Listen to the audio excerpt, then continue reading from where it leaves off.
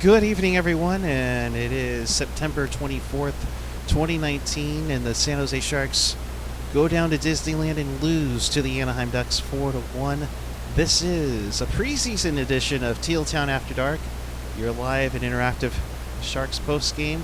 And of course, we can't do this without you, so if you want to be a part of the show, do yourself a favor, chat with us and fellow Sharks fans in our YouTube chat on the page or the app, and of course, follow us on social media all over the place: Twitter, Instagram, Facebook, YouTube, SoundCloud, and the Reddit. Alright, that being said, let's bring in the guy from Sault Ste. Marie, Ontario. Yes, it is Mr. Ian Reed. How are you, good sir? I'm really angry right now. It's 2 points gone. I think most of these guys should be playing in the AHL. Wait. This was a preseason game, and all those guys are going to play in the AHL. Okay, well, then I guess we're fine. I guess we're good. Yes, alright. Oh, boy, am I embarrassed. It's alright. We'll let it slide this time for once. Oh boy. Yeah, so we're not gonna be on too long, and again, this is more than anything to test out the stuff going into the upcoming season. So we're gonna get the link out right here, right now. But Ian, your initial thoughts of tonight? What did you think, and what did you take from it? I mean, there's not much to take from the individual games. I think what be more proudly, I think what would be more best doing tonight is probably looking like at the bigger picture. I mean, tonight it was a game. Look, the Sharks brought a pretty much AHL roster with the exception of a few guys down to Anaheim. Sorry, to play a meaningless road preseason game. I think the problem overall though is I think that. And it was an obvious problem tonight too. Is just like some of the guys that you really were hoping you would see something out of in camp, you haven't really seen anything out of. Nothing like majorly standing out right now. I mean, I know Mario Ferraro has been getting a lot of looks. Yes, and justifiable love, I think, from the fan base and from just in general. I think you look around on Twitter. Or you read articles or whatever, and Mario Ferraro has definitely been a standout in camp. It's just with so many possibilities for openings on the forward side, though, you'd really want to see that on the forward side of the puck, and you really haven't so far, in my opinion. Yeah, and one thing is, Rob Iman chimes in here. He says, "Is it time for the Sharks to consider a PTO or two?" That ship has sailed. It's too late. Yeah, I was gonna say that I would almost say that's kind of a desperation move if that's the case. I don't know. Yeah, I don't know what you do at this point, because I feel like with PTO, I mean, you bring in guys in PTOs to start camp and then kind of push them, and if they can push a young guy out of a spot, then great, and if they can't, then then system working as intended. But to do it now, I don't think you really.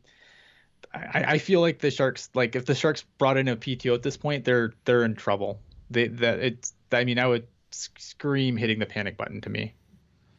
In a panic button in the sense that you're almost basically telling the kids you're not ready yet.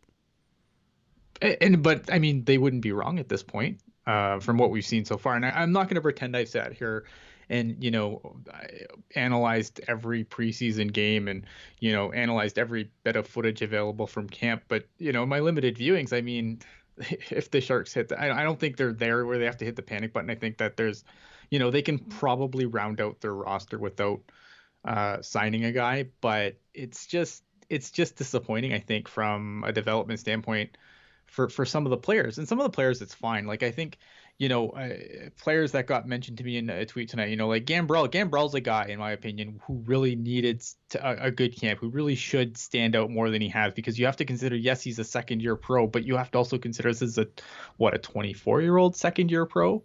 Like, this guy stayed in college longer, so he's older than a guy like Sasa Chmelevski or an Ivan Chekovic, where, okay, so would you like to see more out of Chekovic and Chmelevski? Absolutely. But am I worried? No, because they're going to go to the AHL. They're going to play a ton of minutes. They're going to get, they're going to get the reps in at the AHL level, and they'll probably be fine for it. But a guy like Gambrell, who I think many people would want to pencil into a roster spot at the start of the season, or at the end of last season, even that's a problem. Yeah. And I mean, I think this again. I think in that sense where you have Dylan Gambrell having, this is your key moment of you need to find your way to find yourself to convince everybody to have that roster spot, or Mm-hmm. for that matter, Tim Heed. He came in and he seemed more and more like the guy that's going to be I'm not so worried that about Tim six or Heed yet. seven defenseman. I'm not worried about Tim Heed yet because I feel like once Tim Heed, because Tim Heed's deficiencies are well known. And I think that, at the end of last season, I thought that when they paired him with Vlasic, that was a pretty good pair. So I feel like, Vlasic can help him out a little bit, maybe make him a little bit better, maybe a little bit better defensively, with an actual partner in an actual NHL game. Because you got to remember, like Tim Heed's not a kid either. Like he's been around, so he's not. Maybe he should be showing a little more in camp for maybe I don't know what I'm trying to say. Maybe he should be showing a little bit more in camp, but I feel like he's a guy that's been around enough that at his age, maybe he does go into camp a little lighter than maybe some of the younger guys does because it's not a sprint, it's a marathon. I don't know. I'm not worried about Heed yet. I'll be more worried once actual games happen, and if we see some really, glaring errors at that point, then yeah, I'll be right there. But I feel like as long as Shimmick's not skating or not, in the lineup, Tim Heed's probably pretty safe for now. Yeah. Going through the chat here, Rob Iman saying the panic button for me is Brendan Dillon being put on the trading block. Um, I can't see Dillon going anywhere anytime soon. Nobody's really. There's not been multiple defensemen that have shown me, wow, okay, they're both ready to go. I mean, yes, Ferraro has looked pretty good, but Mm-hmm. but nothing to say, okay, we can afford to lose Dillon. But can they, but equally, and this isn't a knock on Brendan Dillon, this is just a salary cap reality. Can they afford to keep him? That's true. And Like he's a you look at that UFA at the end of lineup. the year, if I'm not mistaken, right? Yeah, I believe UFA probably. I feel like UFA is correct. Yeah, I mean, look at it. If you look at, you look at how much money's on that blue line, how much money's really left there for Brendan Dillon? Like, Right. as much as I like Brendan Dillon, I mean, you can only have so many $7 and $8 million guys on the road. I'm not saying Brendan Dillon's an $7 or $8 million player, but he's probably a six. He could probably get six on the open market. And maybe I'm wrong, but I feel like with the way things are going and the way salaries have escalated, is 5 or 6 unreasonable for Brendan Dillon? Probably not. Mm-mm. Not as much as I think, back a few years ago we'd be saying 5-6. What, really? Mm-hmm. Now differently. um Skylar Greenberg and was saying, can we go ahead and pull the panic button on the Sharks forward depth, and then add it on? No forward to me has stepped up and grabbed that second right wing spot. Yeah, I mean, there's not really a player that I would be like, hey, this is the guy you're going to slot in. I feel like, I feel like the problems are going to be that the way they have to stack the lines up to make, that line. I mean, I'm not ruling out a situation like top line Melker Carlson at this point, and then throwing somebody, putting a guy who you penciled in on the first line down on the second, just to kind of spread things out a little bit. It's concerning for sure, but I think that it's concerning, but I feel like the Sharks do have some options that maybe aren't getting as big a mention because of some of the kids that were expected to um, put in a better camp.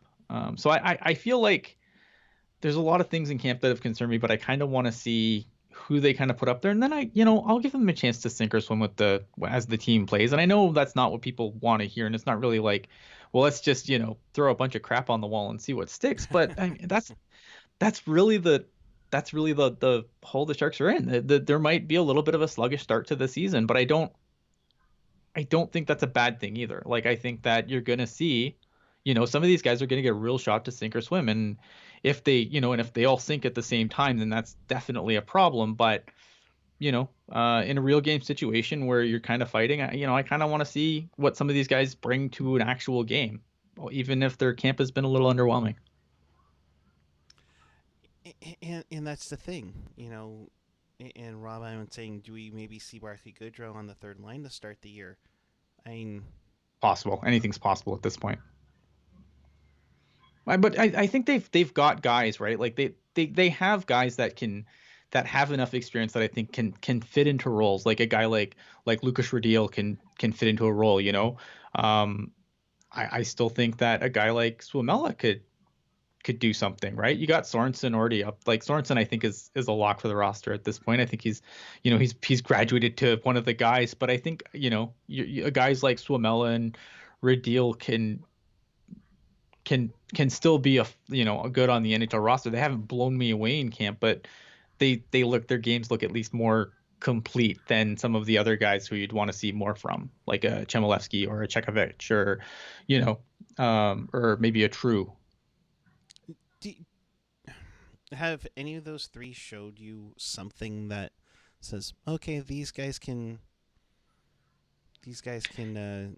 make it? Or I mean, it like again, like with the defense, nobody's really wowed me yet, and I just keep thinking maybe they're not Yeah, ready yet. but that's not a bad thing. Like for some of these guys, that's not a bad thing. Like going to the AHL to further refine your game isn't a bad thing. Like there's nothing in the Sharks pipeline. Like everyone says, oh, these guys are pretty good. The Sharks prospect pool isn't as bad as it looks. But the problem with the Sharks prospect pool is it's got some good players. It doesn't have a lot of great players. It doesn't have any great. It doesn't have, maybe with the exception of Ryan Merkley, any game breaking players. So I think that, for what these guys are projected to be, like no one's penciling in Sasha Chmelevski to be, the next Connor McDavid, Sidney Crosby. Like if those are your expectations for those guys, like they're way out of whack. They're not the next Joe Thornton, like these guys, if they go to the AHL for a season and further refine their game, that's not a bad thing. This doesn't mean that they're failures and they're complete busts. Like this is the process for a lot of players. And I think that, maybe I haven't seen anything that says that they should make it, but I haven't seen a lot that says that they can't either, or, they can at one point. Like I'm not so disappointed with these guys that, I'm ready to just write a bunch of guys off as busts because we were so high on them at the last, at the end of the AHL season, both last year and for Chekovich the year before. Yeah, and that's the thing. So it'll be interesting to see. I mean, there's two more preseason games left. We're Oh man, definitely, is that really? yeah. That's the worst. You got one Thursday at home against Calgary, and then Sunday in Vegas. Um, and to be quite honest, I'm surprised they didn't put more of the NHL roster out today, and then brought the It's kids up on the Sunday. it's pretty common for like once guys it's pretty common like you want to have more, you have to play so many NHLers in every game. Right. You want to do the majority of that at home because you want to sell tickets, right?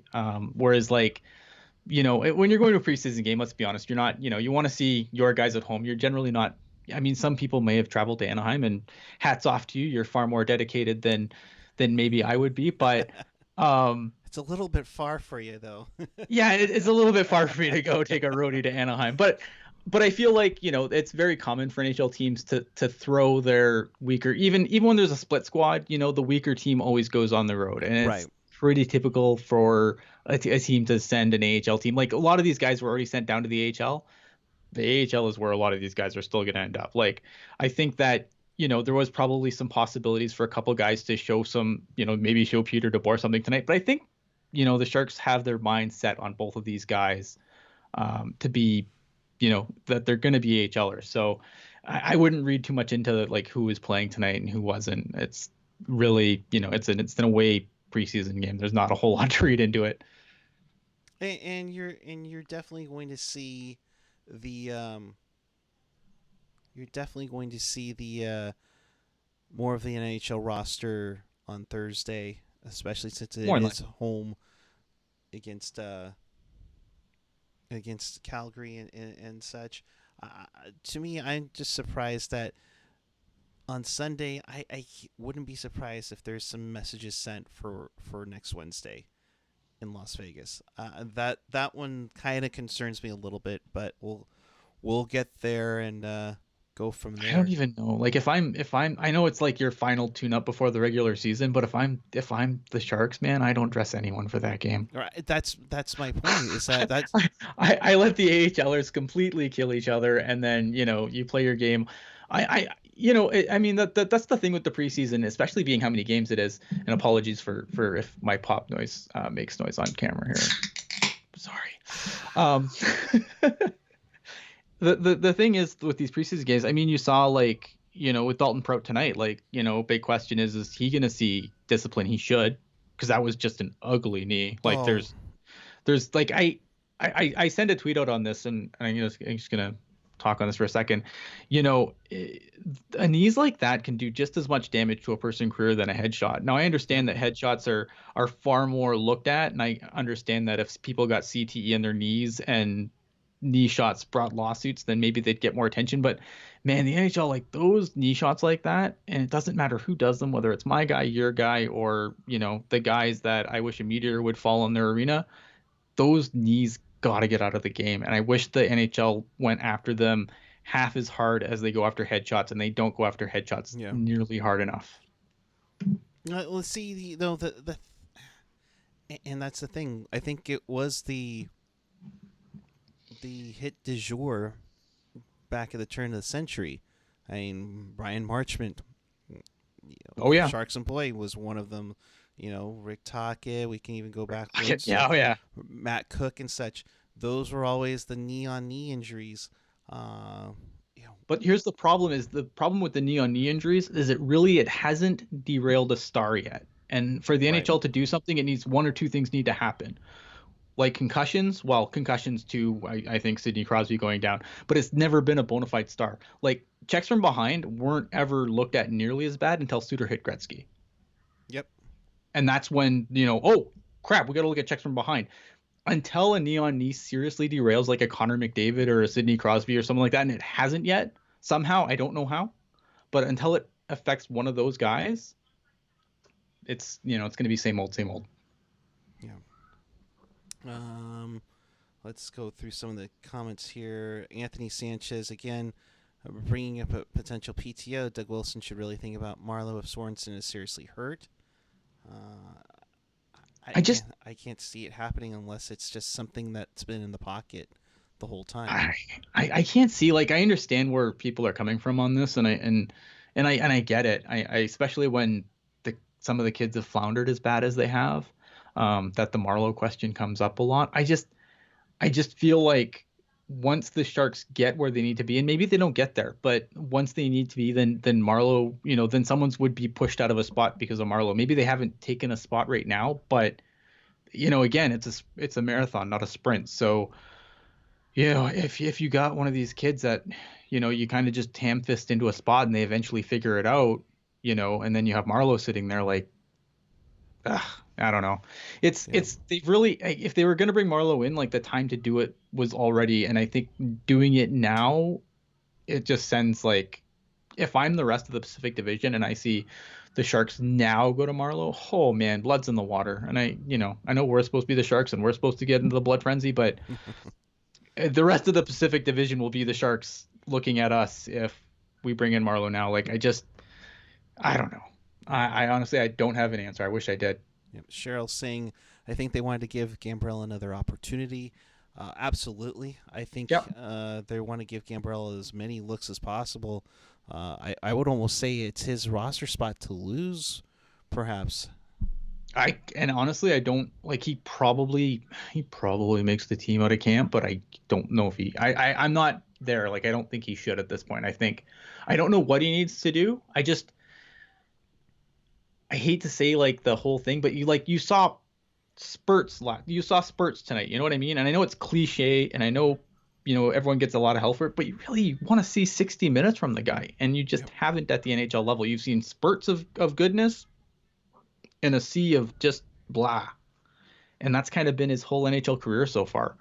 And like I know it's cliche, but you want to see a whole game from him. Like look at like the he shows glimpses of the brilliance that I think the kid has. Like you saw that pass tonight was amazing. It was great. Like that's the kind of stuff that would get you excited watching this guy in Denver. But it's one thing to do it in college, and it's another thing entirely to do it in the NHL. And I think a guy who's also kind of suffered from that is I think Joachim Blichfeld. I think Joachim Blichfeld showed a lot of things, but I feel like as the rosters have gotten older, instead of just Joachim Blichfeld knocks your socks off in a rookie tournament or in rookie games. Right. Like with his peers, against his peers, he is great.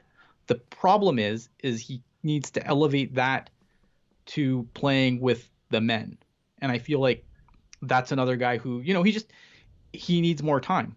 It's not the end of the world. I don't think that, I think Blichfeld, a lot of people thought maybe Blichfeld would be that guy that would be on that second pair, or that second line, sorry. And I like the kid a lot, but I just feel like once you take him out of a game where he's just solely playing against his peers, it's not quite there yet. And that's okay. Yeah. So we talked about Prout. I'm Mhm. with you. He should be suspended. Absolutely. 4 or 5 games. Yeah, I think it was a dumb penalty to take, and I'm glad he was out of the game. Of course, there was a 2-minute interlude to their 5-minute major, which of course the Ducks didn't score on. Amazing how that happens. I mean, I'm so used to teams scoring 4 goals in a 5-minute power play, but but Brodzinski gets that receiving pass on a nice pass from Gambrell to set up for the Sharks' only goal. Brodzinski is I'm to me he's in. I think he's in. I think I jokingly referred to him on Twitter as Nils Ekman 2.0. I think he's going to be a guy that's going to sit on Joe Thornton's wing and look a lot better than he actually is. And you know what? If he puts up the points, then that's not bad. You just wonder, like I don't dislike Johnny Brodzinski. I think that again, this is a guy who makes me nervous as the rosters start to get more filled with NHLers, how he's going to fare. Right. But I feel like this is a guy that, for better or worse, could be sit on Joe Thornton's wing and look a lot better than he is. And then, he'll be back in the minors in 2 years or playing in Europe or something. Like, I don't know. I haven't seen enough that I really like out of him. But I think for what the Sharks are going to ask him to do, yeah, okay, I guess. I mean, I don't really have a choice, right? Yeah, really. I mean, I don't want to be like I don't want to I don't want to start the season like harping on guys like, we talked about Prout, but I don't want Prout to be this thing where I just delete or, grab old tweet with Michael Haley, delete Haley, insert Prout, retweet. Like I'm gonna try not to pick on guys too much this year. So I'm gonna do the same with Brodzinski because I don't love Brodzinski, but I understand what I think the Sharks think they're gonna get from him, and I feel like he might be able to do what they want. And and if that's put up 20 goals or maybe 20 goals I think would be a lot. But if it's 10 or 15 goals with Joe Thornton, then okay, I guess. I mean, it could work out. I could see it working out. Definitely. And it would be a nice pickup, and it wouldn't be the first time somebody's done something with Joe Thornton that made him turn into like an all-star. So, Yeah, Anthony Sanchez just made a really good point. My problem with the potential roster: Gaudreau, True, Gambrell, Radil, Carlson. I'm assuming we mean Melker, not Eric. Have all the same skill level and are taking too many spots on this roster. I would put, and I think True and Brodzinski, I'd put a tier below those guys. And I agree. yep. um, you know, one of the things I saw earlier, and Laurel mentions it too. I can't wait for Radim Shimmick to be 100%.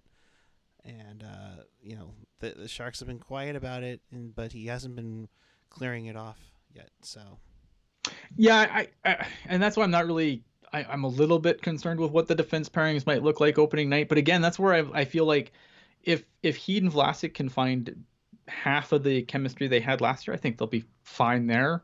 What is the third pair going to be?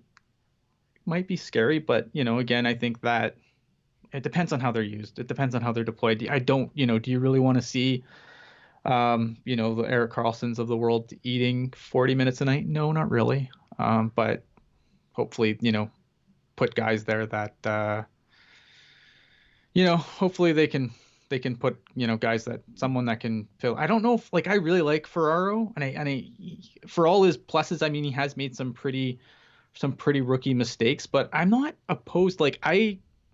If the idea is that they're gonna bring Ferraro up and he's gonna play like Joachim Ryan minutes, put him in the AHL, Yep. let him play all minutes, all situations, and if the big club suffers for it, well, it's Peter DeBoer's fault. Well, and you make a great point there. If Joachim Ryan played what 6-7 minutes a game, if Ferraro's going to have the same way and do that, that's not worth it in my mind. No, exactly. I want to see him get No. the opportunities. I want to see him get the trust. If they're going to keep him in the NHL, then Peter DeBoer needs to trust him and actually play him minutes. He cannot have Joachim Ryan minutes. I just in the chat here. Nizev.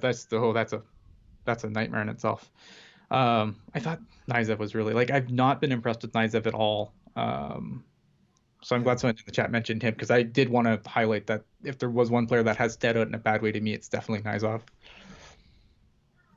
Yep. And see here, I just think that it's going to be interesting.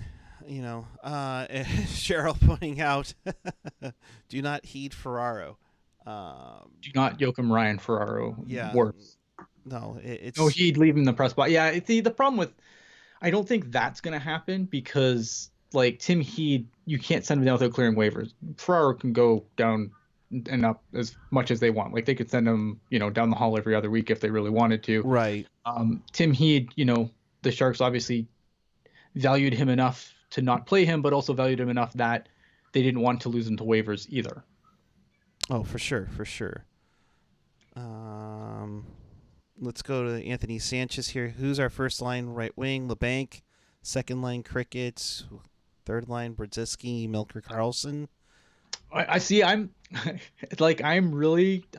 just knowing Peter DeBoer as well as I do. I think your first line right wing is Melker Karlsson, and your second line right wing is going to be Kevin LeBanc. That's just the way I see it. Because whenever the Sharks seem to have a hole in the top six or someone in the top six isn't giving Peter DeBoer what they want, Melker Karlsson's the guy they stick there. Is that the right answer? I mean, it's the right answer in the fact that that's probably what's going to happen. Is it the right answer common sense wise? Not exactly. Right. Sleepy Mofo just joined us. He's asking, what did you think of Heat tonight? And he just joined, shaming you for being late. How dare you? I wasn't wowed by Heat's game, but I wasn't completely put off by it either. Again, I think that this is a guy, when you look at Tim Heat age-wise, he's a lot older than a lot of these kids, and he knows that it's a marathon and not a sprint. I think that you'd want to see I think you want to see a little bit more from Heat, knowing that, there's a Dalton Proutz that could possibly end up in the lineup over you if things go that way. And I think that's, you want to see a little more from him because of that. But I don't know. I wasn't wowed, but I'm not throw him in the dumpster like a lot of people are. Right. Yep. Overall, your thoughts on tonight's game? They lose 4-1. Reason why we didn't do this as a regular after dark is it's preseason, and honestly, while the result is starting to become a little more important because now this team is 0-4 in the preseason. Yeah. I think the development of the players is paramount compared. Yeah. I'm more worried about the results from, like I said, we've basically said this whole show. I'm far more concerned about the results of how the players individually are doing than the scoreboard. The scoreboard be damned. It's not worth any points, win or loss, whatever. I mean, you sent an AHL both basically an NHL roster. I mean, who's the NHLers on that team tonight? Dylan, and Timo Timo, yeah, and Timo wore and the Heat, 8 tonight, and I Heed, guess. yeah, You know, Goodrow, so kind yeah, of. Barclay Goodrow's a guy. But I mean, you sent them to shoot on John Gibson and almost got shut out. Surprise, surprise. Yeah.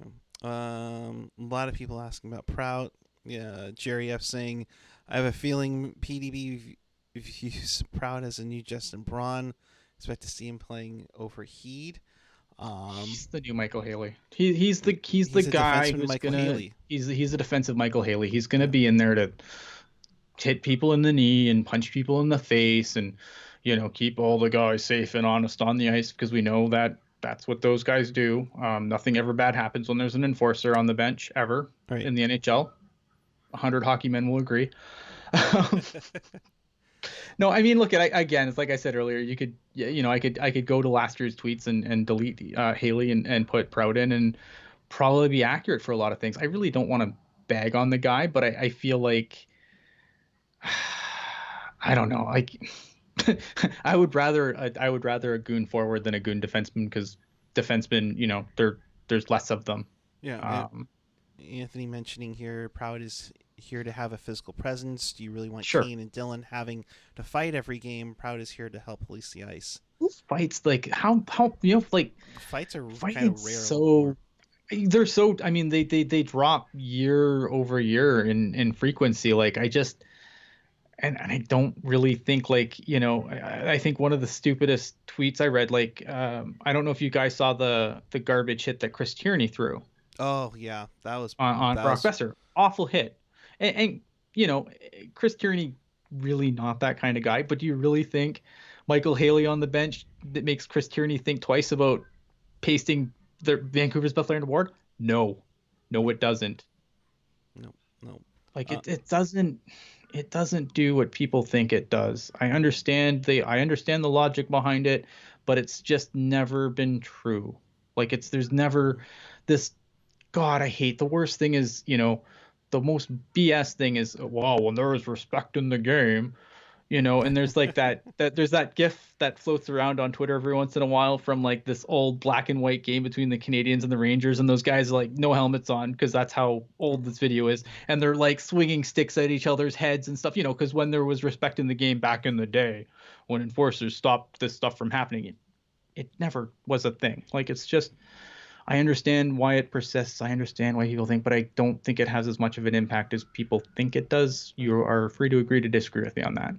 and oh, by the way, I think Vancouver takes on Ottawa tomorrow night. I think it is, and so that should be an interesting one. And a See, rare I that an Eastern disagree. Like team. Kane versus Reeve Octo, like Kane, Kane can handle his own business. Kane's not gonna. I don't think Kane.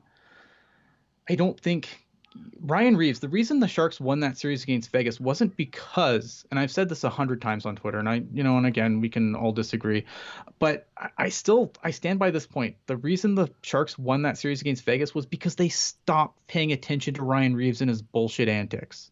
Yep. That's how they won that series. They Yep. started playing hockey. They stopped because when you have Joe Thornton chasing Ryan Reeves around, then something's gone terribly, terribly wrong. When the Sharks ignored Ryan Reeves and went about their business, that's when the Sharks turned the series. Right. And for that matter, who was the guy serving the 5 minute major? Ryan Yeah. Reeves. Yeah. Need we say more? That's how important he is offensively to this team, and for the PK as well. So we all know exactly what he's trying to do here. Um, and it's one of those things. So, um, questions in the chat, by all means, fire away.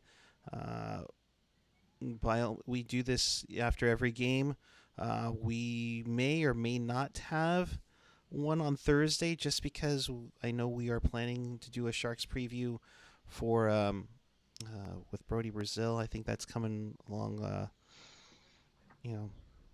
Coming along soon. So, JF Turner asking, do you agree with? And I'm assuming means Kurz. Kurz's assessment that we overrate our prospects. Every team in the NHL overrates their it's just something I think fans are guilty of. Fans always you look at it's just like fans overrate their own players. Like I think that when you watch a guy as much as like especially when you watch a team, you can really overrate and in some cases underrate a player because like you're just you get all over him for stupid mistakes and you don't appreciate him until you stop watching him as closely. I think everyone is guilty of this to an extent of overrating their prospects. I think that the Sharks have a lot of good prospects in their system. I don't think they have a lot of great prospects, and they have maybe one game-breaking talent. Yep. Maybe one. Possibly, I like Ferraro, but I think Ferraro is going to be a great NHL defenseman. I don't think he's he's going to be a game-breaking talent. I think Merkley has that potential, but man, there's a lot of stuff that has to get worked out there. But I think everyone's guilty of that to a point. I agree. Sleepy Mofo with one that I wanted to ask you, and that is, this was probably mentioned already, but why did the Sharks send players to the CUDA yesterday only to recall them for tonight's game? Because you always, again, it's like I said earlier, you always send the preseason games on the road, especially the earlier ones before you get like really close to the season. You don't send your veterans on the charter to the road game. You send the kids. And I feel like that's just they sent them down because they know where their lot in life is, but they also wanted warm bodies for tonight's game. And for that matter, Barracuda training camp got started at the beginning of the week, so they are getting themselves going and probably trying to get the cohesiveness. It's one of the benefits of having the baby Sharks down the hall, right? You can call up and send guys down, and they can play a game tonight, and they can be right back in Barracuda land tomorrow doing whatever they're doing. Lance Fletcher asking, can the Sharks win the Pacific with this roster? Sorry? Lance is asking, can the Sharks win the Pacific with this roster? No, I don't think they can win the Pacific, but I think they're very solidly a playoff team. I don't think they win the Pacific, though. I think Vegas is too good. I'm sorry. No, I'm sadly in agreement with you, and can't wait for Seattle and Vegas to fight it out when Seattle comes into the league the first season. But yeah, I wish I could say yes, and the fan in me wishes I could say yes, but I just feel like this team could be. It depends on there's some really interesting teams in the Pacific this year. Like I don't know what, like Calgary is a team I don't know what to make of, and I was really down on Calgary last year, and I was kind of wrong on it, although they kind of flirted in the playoffs, so maybe I was right and wrong. I don't know. I don't know what to make of Calgary this year, and I feel like that second, third spot I think is very doable by the Sharks, but I think Vegas runs away with the 1 seed. I sadly agree. I think it's Vegas 1, Sharks 2, and then the mishmash begins. I mean, you could go Calgary, you can go Edmonton, you can go maybe. I think Arizona could be in the mix this year. I was just gonna say the Desert Dogs. Oh, excuse me. Yeah. It's outside Vegas and the Sharks. I think it's up to whoever, and if somebody gets in mind, gets on a good run, they could take over for that number 2 spot. I honestly, I think the Sharks will be a playoff team. I think they're solidly the Sharks are, in my opinion, they're a 2 to 3 seed. The worst case scenario. I don't think this is a wild card team. I don't know if, again, is the Central Division going to be good enough that they're going to dominate the wild card spots? I'm not 100% sold on that, because I think that there's a couple of teams that could surprise people. Again, the Coyotes being one of them, although they burn me whenever I say this. So sorry, Coyotes fans, I just doomed you again. Way to go. I don't know. I think that they could be in there. I think Vancouver might be able to do some interesting things, but I think they're going to be a team that's going to, don't you dare. I think that when you look at the Canucks, they're going to be a team that they could be a team that busts out of the gate like gangbusters and then loses steam halfway through the season, kind of like they did last year. I wouldn't be surprised to see another season like that out of the Canucks. They're definitely a better team, though. Edmonton, I don't know what to make of Edmonton. I don't think that Edmonton's good. I don't know if they're going to be as bad as they were last year, but I don't think they're good either. Mm-hmm. Anaheim's a kind of a pick 'em too. I think Anaheim could do some interesting things. The only team I'm sold for sure is going to be just ass is the Kings. That's the one team I can guarantee you will not make the playoffs. The Los Angeles Kings will not make the playoffs. Other than that, jump ball. Yeah, no, I completely agree. Thank you, Laurel, for getting those in. Rob Iman was mentioning, will Bebo be cut before the AHL season starts? Yeah. I think they're going to have to make some look at they've got 4 goalies down there. Well, they're going to have 4 goalies down there. They're going to have to make it they're going to have to make some tough decisions. I think they're going to wait. I don't think they want to send Bebo down right away. I think they're going to try and hold off on it as long as they possibly can before they have to put him on waivers. But I think that he's gonna have to go down. I mean, Dell is gonna be the backup. I don't foresee any change in goal for the Sharks this year. It's gonna be Jones Dell. Dell makes too much money to be sitting in the AHL. I don't know. And they haven't. Bebo had a okay preseason. There wasn't anything that said, "Wow, time to prove it to me." It's almost like, okay, you know. Yeah, again, they've got to figure out what they're going to do in the AHL because they've got, by my count, 4 goalies down there: Sachenko, Shortridge, Kornash, and Bebo. I mean, Kornash should be your guy down there at this point, in my opinion. Kornash is supposed to be the heir apparent. Is that me overvaluing our prospects again? Possibly, but to me, that's the heir apparent in my mind right now, and I think that if you continue to get from him. Continue development from him, he could be a good option going forward. But you want to get him games. Is Antoine Bibeau down there, really helping that with Shortridge and Sachenko and no ECHL affiliate to speak of? It's a logjam. They got to do something. Yeah. A lot of chatter coming in, and thank you for all the comments in here. DW is going to have to make a move for a winger. This roster isn't Stanley Cup quality right now. I don't know if a winger changes that though. Like, no. I don't like. I feel like the Sharks are a solid playoff team. Is this a deep this is a playoff team? Is this a Stanley Cup team? I don't know if a winger changes that. I know, and look at the Sharks have to be all in because of all the money they've got tied up between players.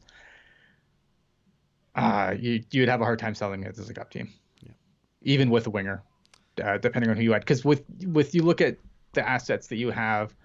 The cap space you have. I mean, I don't know who you would add at this point without making, it'd kind of be like the game where you plug a hole and then you make another hole. Right. It's like the water leaks in from that's where the Sharks are at this point to me is like, Doug Wilson only has so many hands, and if he moves his hand to plug one hole, then another leak might spring because you might have to, let's say you have to move a defenseman to get that winger. Well, then it's just another hole you've created. I don't know how you fix that with the Sharks being as up against the cap as they are. Like, trade for Laine, there's no way. The Sharks don't have the cap space to sign Laine to what he wants. You can't. Like the Laine or a lot of the names that you would throw out, like, in Fantasyland, fantastic. Yeah. But on a team that is this cap crunched, I mean, the cap you would have to move to bring in a player like Laine. What holes are you going to create to do that? Like, exactly. Disaster. Exactly. I mean, that would almost mean like Merkley Ferraro would be in your defensive unit in order for that to happen, along with training who else to go with it. It's just not possible. Rob saying Peter DeBoer's on the hot seat. I don't I understand with fans he might be on the hot seat because he's been there for a couple of seasons, but this is a team that did pretty well in the playoffs. They went to the conference finals last year. I don't get where Peter DeBoer is in the hot seat. This is a coach that's, that has bookend a Stanley Cup appearance. Yeah. Okay, fine. They got, they had a couple, okay runs with them, but they had one run where, was that still Peter DeBoer where the team was still mangled? Yeah, it was Peter DeBoer when the team was mangled and they lost to Edmonton. I mean, that team was so bloody mangled that played the Oilers. Like, there was no way in hell they were going to win that series. And then, this is a team that goes back to the conference finals. I don't think Peter DeBoer is anywhere near the hot seat. And I don't think, should that be that way? Yeah, you can definitely make your arguments. No, but I think in reality, there's no way Peter DeBoer is on the hot seat. No way. I think unless this team starts a la Kevin Constantine in 93, 94, going 08-1, or go winless into the first month of the season, I think PDB is okay for now, but you just never know. It's the devil, right? Like if Exactly. you're Doug Wilson, and I mean, again, you can go back and you can find podcasts that I have been on where I've been very critical of Peter DeBoer for some of the decisions that Peter DeBoer has made, but at the end of the day, again, this is a coach that went to the Stanley Cup Finals and then a couple of years later went back to the, especially on a team that no one had going to the conference finals. Like I was one of many who I'm sure had who was like, I hope the Sharks beat Vegas, but had them going out in the first round. Peter DeBoer has a lot more equity with Doug Wilson than I think people want to admit, and that's fine. And that's totally fine. All right, let's get to the NHL wraparound really quick, and then we will. Oh man. Okay. Yep. I'll do my best. Rangers 3-1 over the Islanders. Panarin with the goal, with 2 goals there. Capo Caco. Oh, I'm excited. I haven't seen this kid really play yet. Outside of I watched him a little bit, I believe, on the World Juniors. I want to say it was. But this is a kid this is definitely when I start watching other games when the Sharks are on. That's definitely the Rangers are definitely a team I want to tune into because I do want to see more of this kid because he sounds awesome. Yeah, the Rangers definitely have some playoff hopes coming around soon. I think sooner than I think we a lot of. I think they're on the right track. I'm not sold on them. Maybe it's hard because the Metro bounces around so much. The Metro is I can't even think of a good analogy that's not offensive, so I'm not going to do it. But they're just so all over the place. Yeah. I don't know what to make of the Metro from one year to another. No, and JF Turner makes a good point. Rangers Devils is going to be fun to watch this season. Absolutely, yeah, definitely. Yeah. The Battle of Florida, the Panthers beat the Lightning 6-3. 2 goals from Barkov. Huberdeau gets his second of the preseason on that one. The Blues lose to the Dallas Stars 2-1. O'Reilly with the only goal for the Blues. Home, Klingberg gets a power play goal in that one. The Oilers lose 4-2. Nugent Hopkins and Sheahan with the 2 goals for Edmonton. Lawson Krause, Bunting and Grabner and Stefan get the goals for the Desert Dogs in that one. Oof. Roadrunners. A preview of the Heritage Classic playing in Regina. Flames 2, Jets nothing. Monahan and Bennett with the goals there. And my goodness. If I'm a Jets fan, I'm crying. Oh my god. Oh my gosh. I was just going to say, you feel for the Jets because within a calendar year, you pretty much lost your entire right side of defense, especially if Byfuglien doesn't return. Yeah, I mean, you look at that. I mean, this is a team where, I asked the question, you have some of the monies that the RFAs are asking, especially the ones that are drafted really early. Are you maybe not going to tank if you might not have, if depending on what happens, I guess, in the next season. But for right now, I would be really a little bit nervous right now if I'm a team that has, a 1-2-3 rookie coming into the league, and he's going to, and I mean, Patrick Laine's, I think, has got a lot more to his game that he needs to improve.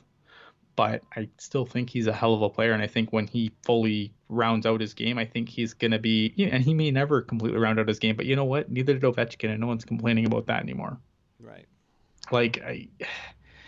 So to have this kid not come back and the possibility you might have to trade him, you're not going to get value for him.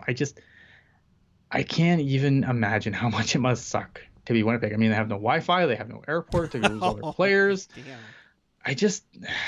Poor Winnipeg, man. Now, since you're in Ontario, I got to ask, after seeing, and I know you can't compare forwards to defensemen, but Charlie McAvoy, but more so Braden Point, how disgusting is that Mitch Marner deal now? I think that's the easy question to ask, and the question that I would respond to with is, what's that Point contract going to look like in 3 years when Marner's still making the same money? with 3 years of cap inflation, how bad is that next point? I think right now, yeah, it's great, but I don't think that enough is being asked of what that contract's going to look like in 3 years.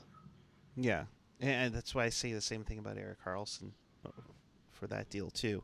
A question from Felix, and good to see you. Felix just wrote his preview article on tealtownusa.com, so check that out, of course. But for you, Ian, how much fighting has there been in recent years in the juniors? Junior hockey has done way more than the NHL to get rid of fighting. I think it used to, I don't remember the exact rule right now because it seems like it gets less every year, but you only get so many fights and then you're automatically suspended. I believe that number now is 3. It's 3 fights, I believe, and then you get an automatic suspension, and those suspensions get big quick. Fights in junior, compared to when I used to go to games as a kid, I just like it. I think in the NHL, I feel like it's definitely down, and the OHL has done, the CHL in general has done much to get fighting as much out of that game as possible, and in my opinion, the way it should be, because you got to remember, like, yeah, these are hockey players, but these are also kids in high school. Like, kids in high school shouldn't be demoing their brains for stupid reasons. Yeah. Let's see. The third year is not, Cheryl, what I meant, I didn't mean like the third year of Point's contract. I meant the contract he signs next, because I feel like in 3 years, where he might get a huge payday because of cap inflation to that point, and then Marner's deal might actually look better in comparison. And I see how some of you mentioned Pominville. I'm surprised guys like him, who've been around the league a long time, haven't even gotten a sniff. Didn't he get a deal? I thought he didn't. I thought he just got one. I could be wrong. Oh, gotcha. Well, Rob, happy early birthday. Happy early birthday. So, with that, all right. Well, I think that covers it all. Ian, it's been a while. It's great to see you on the program. Yes, it's good to be back. Can I say something quick before we wrap this up? The floor is yours. Thank you, good sir. Today, I don't know if you saw the tweet that my wife put out. I retweeted it with a comment trying to thank people.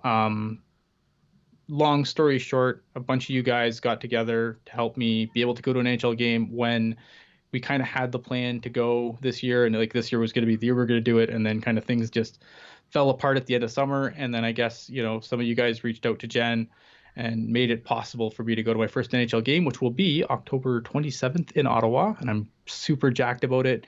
Guys, I can't, again, for those that contributed, I can't thank you enough. It's hard for me because this stuff kind of happens and I'm like, I don't deserve this. Like, what, do you guys know me? I'm a dick. Like, why are you guys doing this? But I mean, I wish and I still can't put it into words, like just how much this means to me. I'm really excited.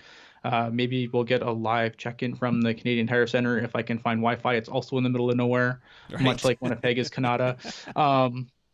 No, I'm sure I'll get a check-in for that. But honestly, guys, from the bottom of my heart, it means so much that you guys did that, and I wish there was a way that I could repay you guys other than just smiling on camera here, because this is easy. I do this, this is easy. I could do this all day. I could do this all night, but Puck guy wants to sleep or something, so I'm sorry.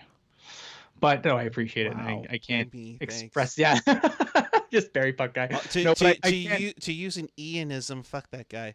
Fuck that guy. I agree. But I can't thank you guys enough, and I wish that I had words to express how I feel right now, but I can't, other than just to say humbly thank you so much. Yeah. I really appreciate it. No, that was really cool to see. I heard about it like a few weeks ago, and I was like, oh, I want to contribute, but I wasn't able to. But I'm so glad you're getting to go to Ottawa and seeing the Sharks play. That's gonna be awesome. Really excited. Like you guys are awesome, because like with what you guys were able to do, like we are covered head to toe, and I can't, I couldn't ask for anything better, especially right now where, like I said, if without you guys, it wouldn't happen, because it would be like, we can go to Ottawa and watch a Sharks game, or the kids can't have Christmas. Like, you know what I mean? Like it just obviously the kids would have Christmas and I would not go to the Sharks game in Ottawa, but Right. I'm glad that we're going to be able to do both. So thank you. Good. And one day I can't wait for to see you in person in San Jose. That'd be really fun for I sure. need to get, Th- yes. that's the next one. And, That's a passport. I got to get my passport and stuff. yeah, that's true. Uh, um, of all people, Chris JWS checking in, and of all places, where is he? Vancouver. Oh, Yes, yes. I hope you're having fun, Chris, and hope you're doing well. As better takes, turning on Don Cherry. You know, there are guys like Semenko and everything, but Eric Carlson's a good player, but he's no Bobby Orr. So well, who's Bobby Orr? Come on. that's right. All right. Well, with that, we're gonna wrap this one up. We appreciate I think we got up to 36 at one point. The 36 For a people preseason game, like, you guys are crazy. Preseason. So if you haven't already, hit that subscribe button down below. Hit that notification bell. That'll tell you when we go on. Obviously, this wasn't planned, so there wasn't a pre link beforehand, and that's how you'll be able to get us on there. Can't wait to show you all the bells and whistles that we have getting ready to go. AJ's been working on a bunch of stuff the off season, so it's gonna be fun. It's gonna be. I've seen some of said stuff, and said stuff is gonna be awesome. Yes. It's gonna be really cool. And I'm looking forward to it. Like I said, right now, for the time being, things wide open, so I'm looking forward to being a part of the show as much as possible. Wow. And then adjusting accordingly when the needs to adjust come. Absolutely. So it'll be great to have Ian on a little bit more this season. You'll be stuck with me for probably about 110 games. Suckers. Or yeah, poor guys. Up until I finally get a chance to teach Landy when he's not sick or in Europe how to work this thing, so that way I can have a night off or so. So we'll see. But it's great to have you back, Ian. Thank you very much. I can't wait to see all the pictures from Ottawa. Oh yeah, I will do my so best. It's gonna be a good time. Oh wait, what am I saying? We have one more thing to talk about. We have, and I know I talked about some swag beforehand, but we have. Oh crap! Let me get rid of this here. All right, we have new swag. Hashtag swag. The new shirts are in town. If you didn't see our show live from the the lovely SAP Center from FanFest, AJ and I showed off the new shirts. You can find them here on tealtownusa.com. It's all ready to go for you. So come on over. We have the stealth version, the women's version. Amanda wore on Sunday. That's super soft, a little bit lighter, but will match your Sharks swag. So tealtownusa.com for your Teal Town shirts. It goes back to help support the show immensely. Absolutely. So with that, we'll get out of here. In case you missed anything or you want to watch this again, check us out on tealtownusa.com or your favorite podcatcher, whether it's Apple Podcasts, Google Podcasts, Stitch, TuneIn Radio, iHeartRadio, you name it, and of course Spotify. So we'll definitely get to that for you. Rob Iman saying we need some hoodies. We're working on it. I would buy a hoodie. It's cold up here. Oh yeah, a hoodie and stuff. I've seen some of the ideas we were throwing around, and let's just say the next one that we put up there, I'm buying a bunch of. So we'll let you know on that. So with that, for Ian Reed, TTG Sunday on the Discord, right? On the Discord, yes.